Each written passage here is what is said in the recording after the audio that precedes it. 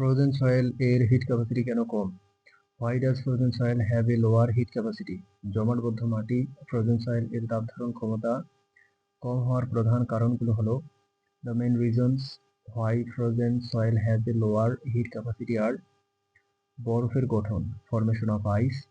যখন মাটি জমে যায় তখন মাটির জল বরফে রূপান্তরিত হয়। বরফের তাপ ধারণ ক্ষমতা তরল জলের চেয়ে কম।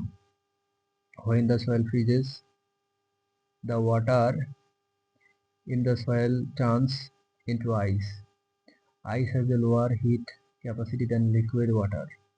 বরফের আপেক্ষিক তাপ স্পেসিফিক হিট প্রায় 2.05 জুল পার গ্রাম ডিগ্রি সেলসিয়াস, যেখানে তরল জলের আপেক্ষিক তাপ প্রায় 4.18 জুল পার গ্রাম ডিগ্রি সেলসিয়াস। এর মানে হলো বরফকে গরম করতে তরল জলের চেয়ে কম তাপের প্রয়োজন হয়।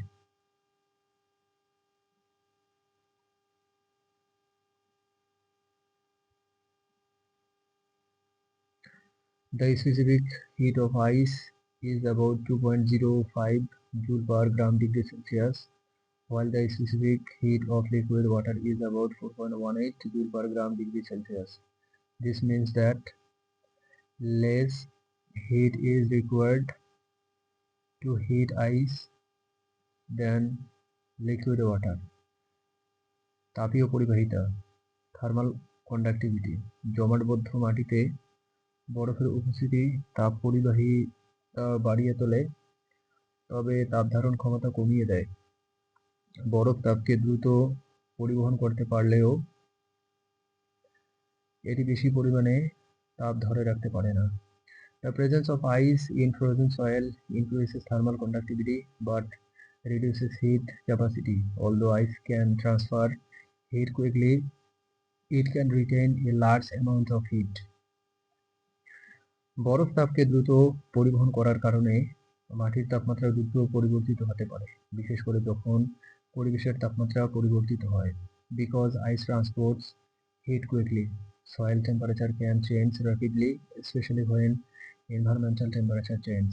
গলন তাপ latent heat of fusion জমাটবদ্ধ মাটি যখন গলতে শুরু করে তখন এটি পরিবেশ থেকে তাপ শোষণ করে। এই তাপ মাটির তাপমাত্রা না বাড়িয়ে বরফকে গলাতে ব্যবহৃত হয়। When frozen soil begins to melt, it absorbs heat from the environment. This heat is used to melt the ice without raising the soil temperature. বরফ সম্পূর্ণরূপে না গলা পর্যন্ত মাটির তাপমাত্রা 0 ডিগ্রি সেলসিয়াসের কাছাকাছি থাকে। এই কারণে জমাটবদ্ধ মাটির তাপ ধারণ ক্ষমতা আপাত দৃষ্টিতে কম মনে হয়। The soil temperature remains close to 0 degree Celsius until the ice is completely melted. For this reason, the heat capacity of frozen soil seems to be low.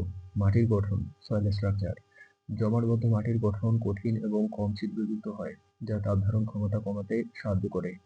তরল জলের অভাবে মাটির কণাগুলো কাছাকাছি আসে, যা তাপ ধারণের জন্য কম স্থান সরবরাহ করে।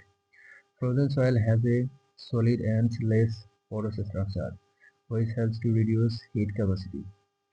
In the absence of liquid water, the soil particles come closer together, which provides less space for heat retention. এই কারণগুলো সম্মিলিত প্রভাবে জমাটবদ্ধ মাটির তাপ ধারণ ক্ষমতা কম হয়, যা মাটির তাপমাত্রা এবং পরিবেশের উপর গুরুত্বপূর্ণ প্রভাব ফেলে।